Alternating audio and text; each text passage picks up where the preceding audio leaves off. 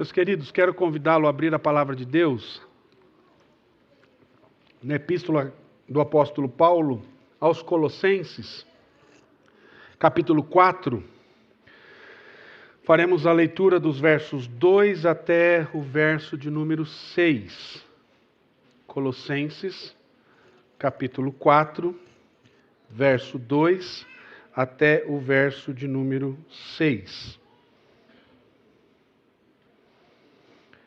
Assim nos diz a palavra do nosso Deus: perseverai na oração, vigiando com ações de graças.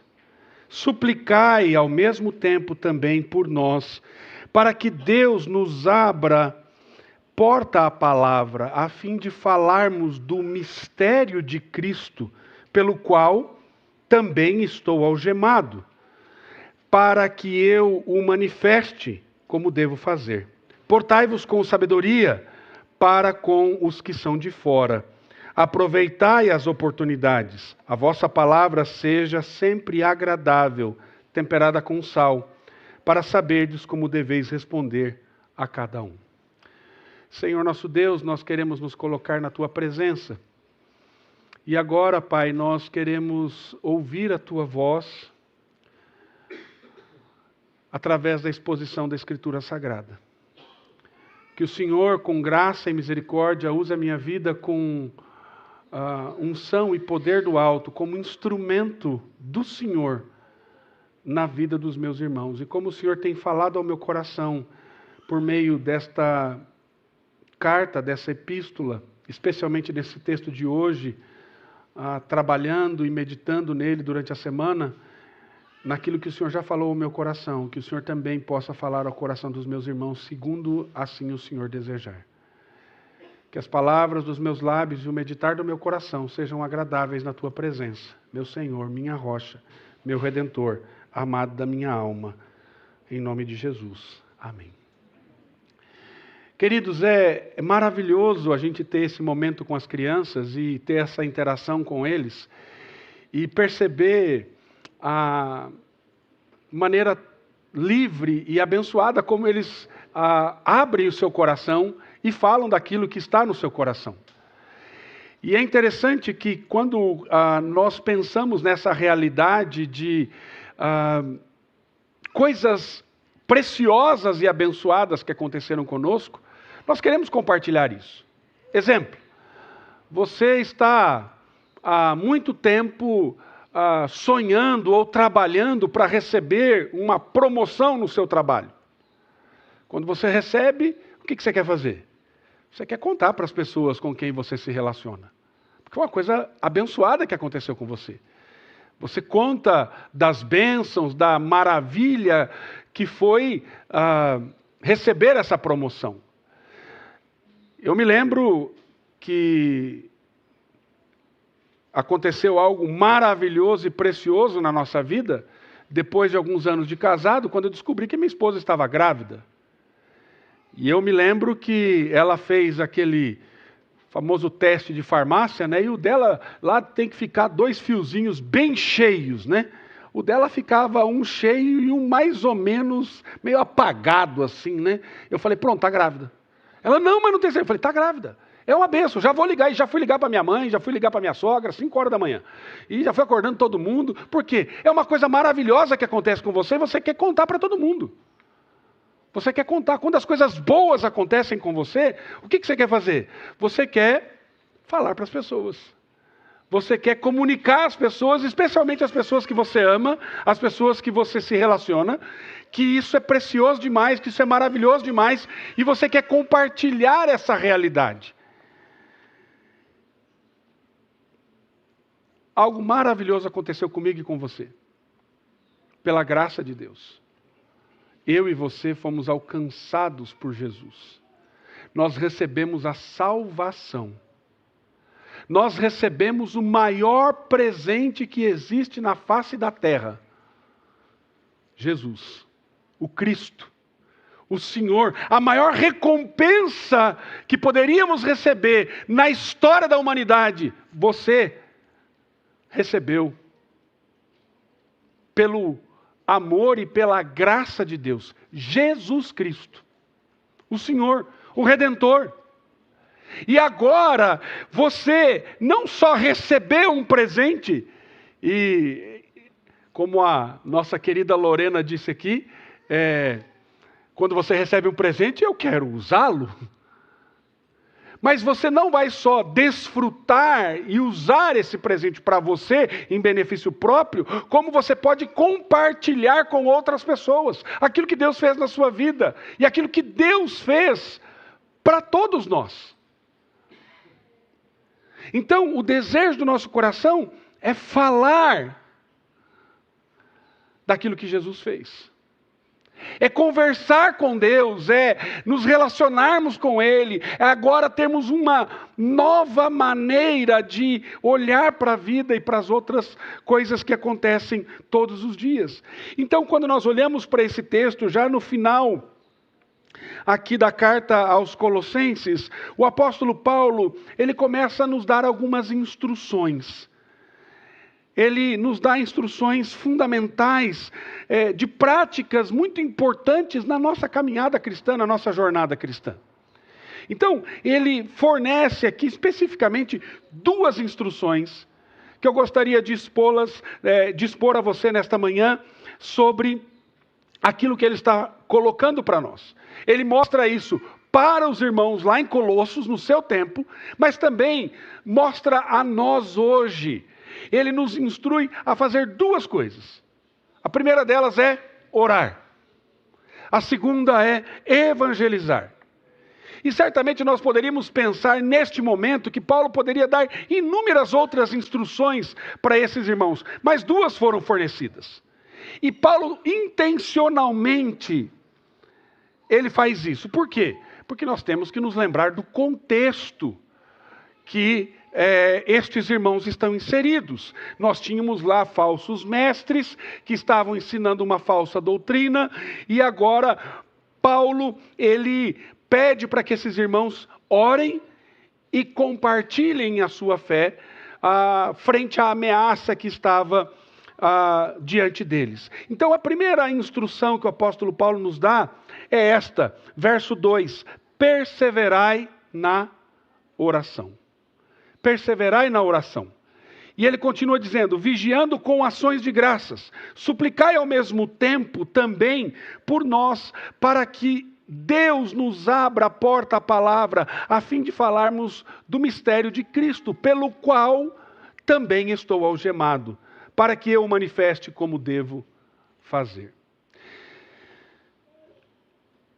Eu não sei como é a sua vida diária, querido, porque infelizmente eu não tenho o poder, e felizmente não tenho, né? Não infelizmente, felizmente não tenho o poder de sondar o seu coração e de estar com você 24 horas por dia. Deus tem essa capacidade, eu não tenho. Mas a oração é uma das expressões mais importantes da nossa vida. Eu não sei como é a sua vida de oração. Eu não sei se você ora simplesmente por uma questão mecânica de gratidão na hora do almoço, do café da manhã ou do jantar, e a sua vida de oração se resume a isso.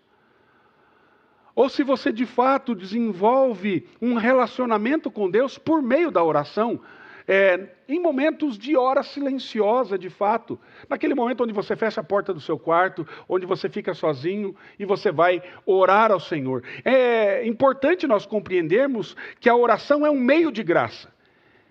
E por meio dela, nós podemos obter para nós mesmos e para outros a satisfação das necessidades, tanto físicas como espirituais. A oração também é uma arma divinamente designada contra os ataques sinistros do diabo, contra as suas hostes. A oração, ela é o veículo da confissão. É onde eu posso abrir meu coração e derramar a minha vida diante de Deus, confessando os meus pecados. A oração é um instrumento pelo qual eu posso agradecer a Deus por tudo aquilo que Ele é, por tudo aquilo que Ele tem feito.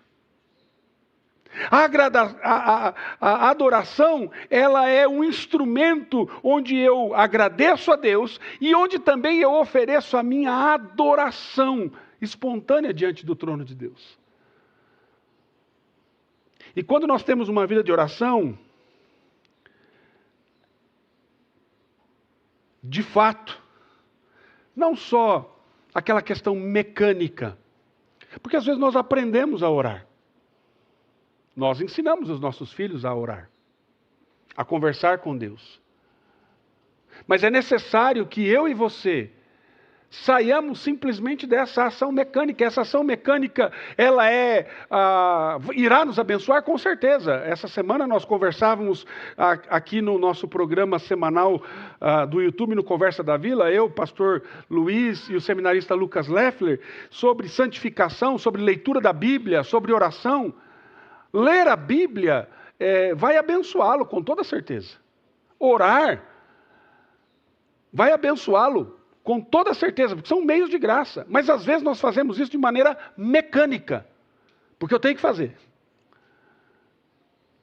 É diferente quando você entende aquilo que o Senhor quer fazer na sua vida por meio desses meios de graça, onde você então agora adora o Senhor e desenvolve uma vida de relacionamento com Deus, e nós como adoradores, então, ficaremos por meio da oração, vigilantes, atentos a muitos assuntos da nossa vida.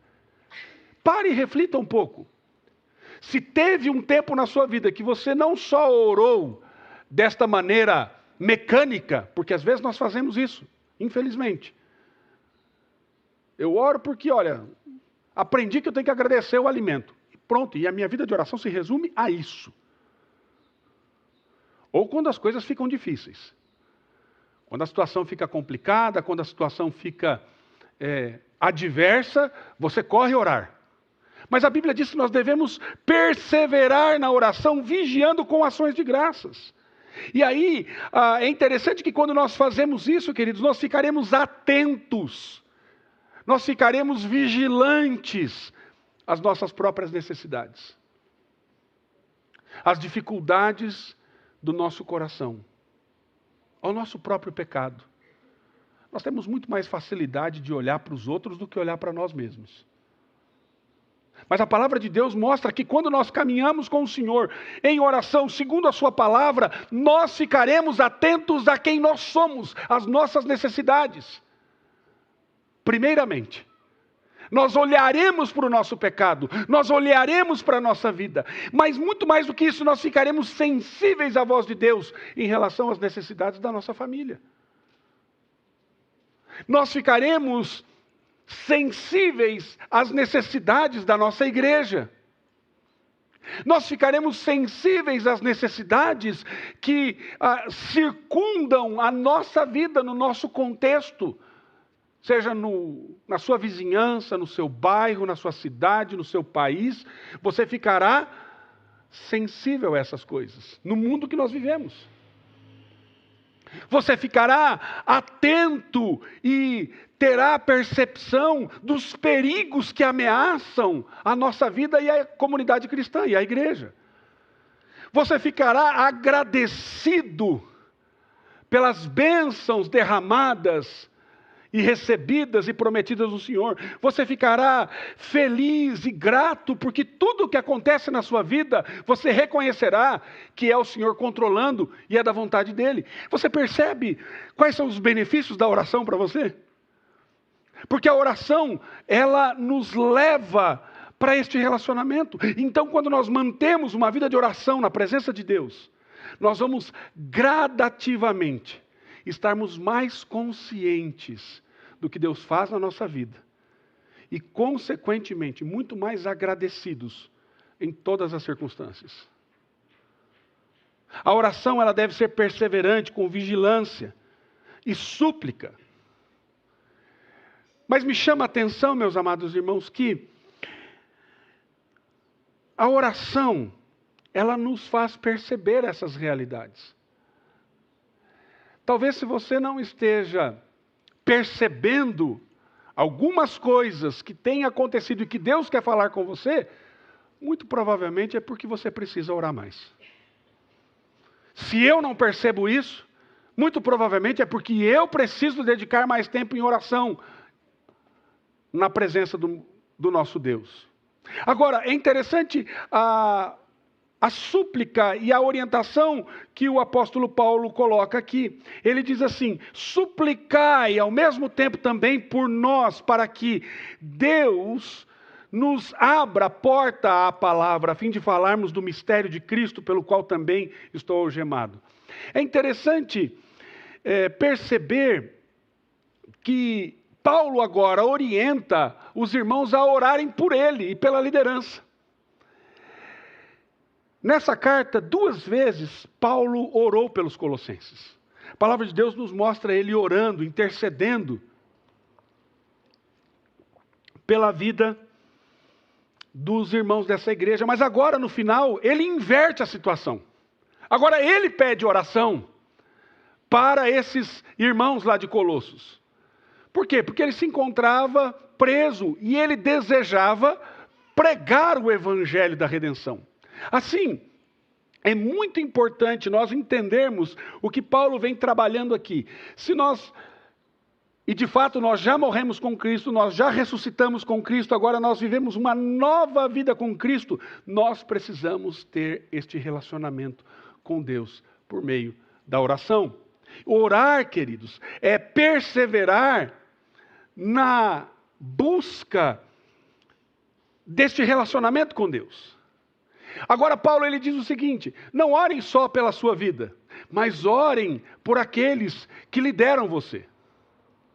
Orem por aqueles que abençoam a sua vida, por meio da exposição da palavra, que alimentam você. E é curioso que Paulo não pede nada à igreja de outras ordens, mas ele pede para que a igreja ore por ele. O apóstolo repete essa oração no final, quando diz assim, lá no verso 18, a saudação é de próprio punho, e Paulo: lembrai-vos das minhas algemas, graça seja convosco. Lembrai-vos da minha prisão. Essa é a maneira do apóstolo dizer: eu estou preso por pregar o evangelho por conta de vocês. Orem por mim. Não se esqueçam de mim. Sempre mencionem a minha vida nas suas orações. E ele desejava as orações dos crentes das igrejas de todo mundo, pois por meio delas ele entende que a liderança, que o pregador, que o pastor, que aquele que lidera, ele é fortalecido, é liberto do mal, para que ele possa escapar das tentações também. E meus amados, feliz é o líder que tem uma igreja que ora por ele, que o coloca constantemente diante de Deus em oração. E aí nós temos de nos perguntar sempre se os nossos líderes, se a nossa liderança está na nossa lista de oração. Se quando nós oramos, apenas nós pedimos por aquilo que nos interessa, por aquilo que nós gostamos, por aquilo que nós desejamos, por aquilo que queremos, ou se nós estamos atentos às necessidades que estão presentes diante de nós. Diante disso, queridos, eu tenho uma pergunta para você. Para você refletir e pensar. Você é uma pessoa que investe tempo em oração? Você é uma pessoa que investe tempo em oração?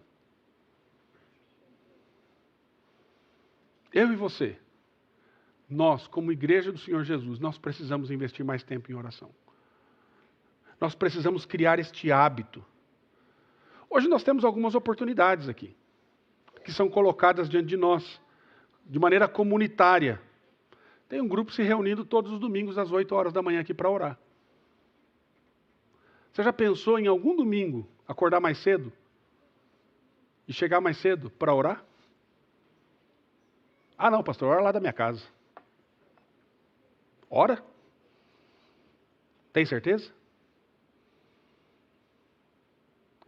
Nós temos um grupo que se reúne aqui, a princípio, né? Uma vez por mês, mas agora para o ano que vem, conversando com as irmãs, elas estão se organizando para estarem aqui todas as semanas orando.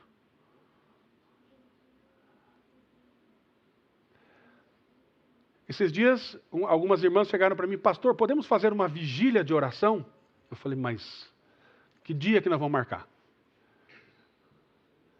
Nós precisamos orar, queridos. Nós temos as nossas reuniões de oração. Agora, uma coisa importante que nós aprendemos aqui nesse texto. Nós precisamos orar vigiando com ações de graças, suplicando ao mesmo tempo. E aí Paulo diz, por ele. E a implicação disso é que nós devemos orar e interceder pela nossa liderança. Será que nós temos nos lembrado de orar pelas pessoas que Deus usou e tem usado para abençoar a sua vida? Você ora por essas pessoas? Você tem orado pela vida do seu pastor? Você tem colocado o seu pastor diante de Deus? Você tem pedido para que Deus use ele com graça, com misericórdia, que ao abrir da boca dele para expor a Escritura, ele possa ser usado pelo Senhor para abençoar a sua vida? Você tem orado pelas necessidades do seu pastor e da sua família? Você tem orado pelos seus pastores, regentes, presbíteros regentes? Você tem colocado eles diante de Deus? Presbítero Ricardo está na sua lista? Presbítero Felipe está na sua lista de oração? Presbítero Edson está na sua lista de oração? Presbítero Alexandre está na sua lista de oração? Presbítero Otávio está na sua lista de oração? Presbítero Wirley está na sua lista de oração? Deus colocou estes homens para pastorear a sua vida. Você tem orado por eles, pelas suas famílias, pelas lutas que eles enfrentam, pelas tentações que vêm a eles? Você tem orado por eles? Você tem orado pelos oficiais da igreja? Pelos diáconos da nossa igreja? Para que eles sirvam ao Senhor com alegria, com singeleza de coração, pelas famílias dos nossos irmãos? Queridos, é o mínimo que nós podemos fazer por aqueles que o Senhor coloca para liderar a nossa vida. Interceder pela nossa liderança. Orar por eles. Essa é a primeira orientação do apóstolo Paulo. Perseverai na oração. Nós temos que desenvolver uma vida de oração. E na nossa vida de oração, nós temos que orar por aqueles que nos abençoam. A segunda coisa que o Senhor nos mostra, nos versos 5 e 6, Ele nos dá uma orientação que é de evangelizar, de compartilhar. E essa instrução é muito específica. Paulo é como se ele dissesse assim: cria agora pontes entre você e as pessoas, para compartilhar este amor de Deus. Ele diz: portai-vos com sabedoria para com os que são de fora, aproveitai as oportunidades. A vossa palavra seja sempre agradável, temperada com sal, para saberdes como deveis responder a cada um. O que significa isso? Significa que eu e você, nós precisamos criar pontes. Nós precisamos construir relacionamentos. E uma das maneiras mais eficazes, já consagrada pela história da igreja, para falar do Evangelho, é o contato individual. É o que nós chamamos de evangelismo pessoal. Fazer cruzadas, distribuir folhetos, distribuir bíblias, falar pela internet, isso é muito bom. O ano passado nós fizemos uma ação de divulgação aqui, entregando bíblias cada dia. Faremos de novo agora este ano, agora no mês de dezembro, vou falar disso depois.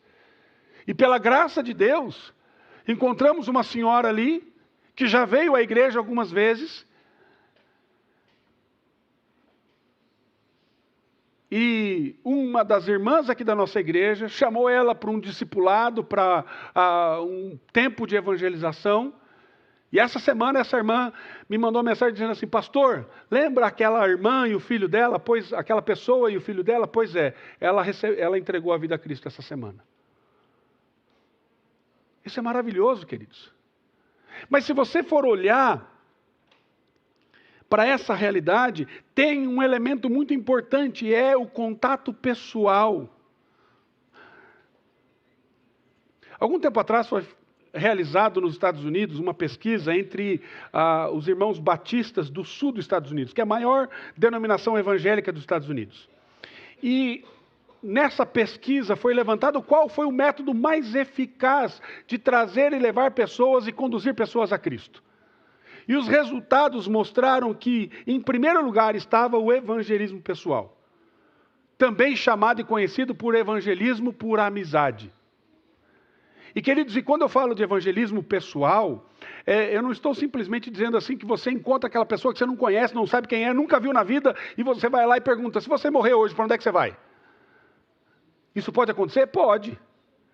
Mas se você for pensar, especialmente você que não vem de um lar evangélico e que foi alcançado por Jesus já mais tarde, quem é que trouxe você para a igreja?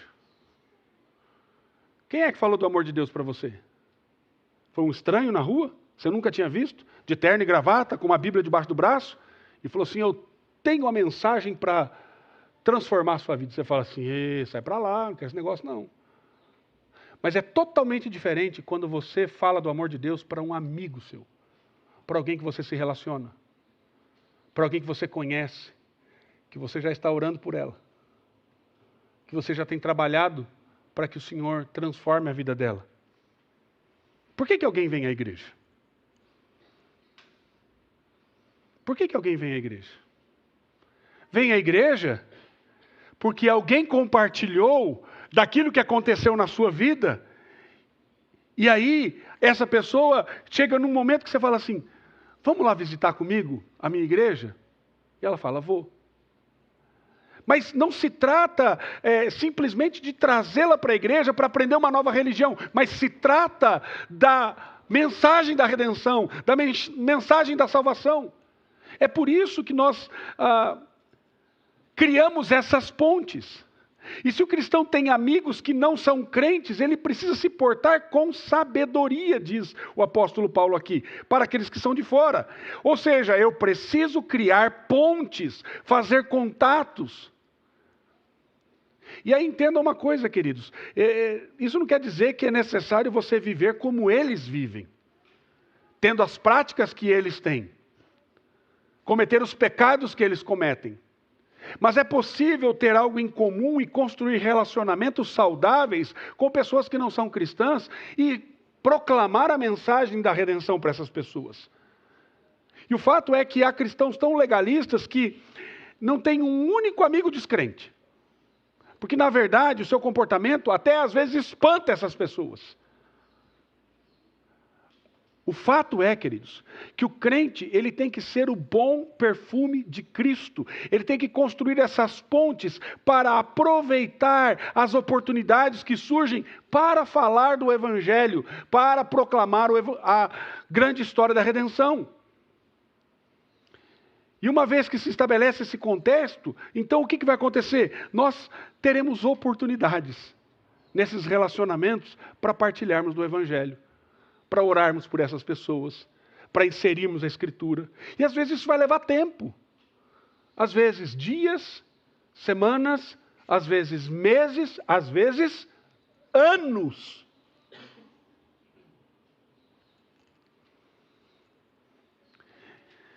E é interessante, queridos, entenda isso. As pessoas não são transformadas pelo nosso testemunho. As pessoas são transformadas pela graça de Deus e pela obra da redenção. Por isso é necessário falar. Não é pelo que eu faço, é por aquilo que Cristo fez na cruz do Calvário. Não é o que eu faço. Entretanto, porém, o que vai acontecer? Em algum dado momento, essa pessoa vai chegar e vai começar a olhar para a sua vida, olhar para a maneira como você se relaciona com Deus, e de repente a pessoa vai começar a dizer que enxerga você como uma pessoa diferente. e nas palavras das pessoas diz assim, você tem uma coisa diferente, eu não sei, você é iluminado. Você é abençoado. Você já escutou essa palavra? Você é uma pessoa iluminada. É assim. E a pessoa ela não está entendendo o que aconteceu com você. Mas você entende que faz o que faz, não porque você é bom, mas é porque a graça de Deus o alcançou. E você é abençoado por essa graça. E aí essa pessoa começa a perceber os valores bíblicos que você procura viver e aplicar na sua vida. Naquilo que você acredita. E aí está uma oportunidade que se cria, porque você tem demonstrado a essa pessoa que você está se portando com sabedoria. É isso que a Bíblia diz. Nós temos que nos portar com sabedoria. Então, é fundamental, nesse relacionamento, diz o texto, termos a nossa palavra temperada com sal. Para sabermos como nós devemos responder a cada um. Então, busque essa sabedoria do Senhor nos seus relacionamentos. Não seja um legalista. Não, esse negócio na minha religião não pode. Não, querido, não é. Você não está pregando a igreja presbiteriana para as pessoas. Você vai falar do amor de Cristo. E daquilo que Cristo fez por nós.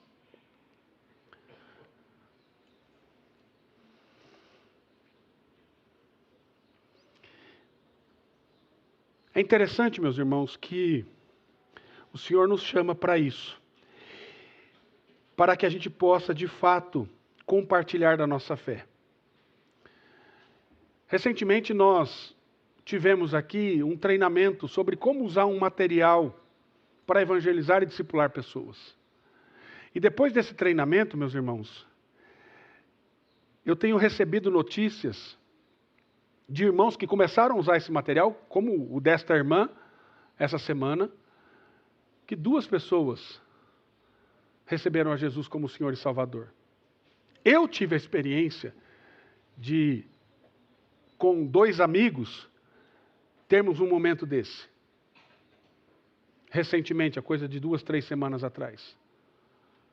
De ver esses amigos, irmãos, entendendo aquilo que Deus fez por eles. Pela graça de Deus. Essa semana eu conversava com o reverendo Antônio e ele também estava me relatando das experiências que ele teve, compartilhando o Evangelho. A pergunta que eu faço para você, querido, você tem falado do amor de Deus com sabedoria? A sua palavra tem sido temperada com sal? Você tem se colocado diante de Deus e falando, Senhor, usa a minha vida.